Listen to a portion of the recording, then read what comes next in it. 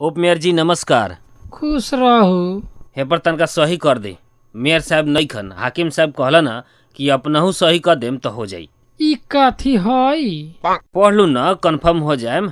अच्छा अपने बिहान आई, हमार मालिक जी आवतारन नु तो पूछ के सही वही क के रख ले रहे। मालिक मतलब?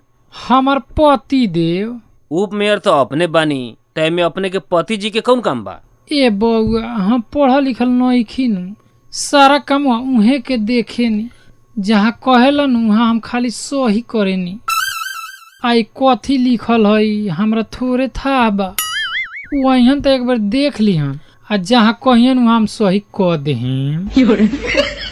अपने के विश्वास से नहीं होखत तो एक बार हाकिम साहब से पूछ लू ना। हम हाकिम ताकिम के बात पर न विश्वास करबई, हमार मालिक कहियन तबे हम सही करेम। जब सब अपने के पतिये जी करेलन तो ई कुर्सिया पर उनके के काहे ना बैठा देवे नी?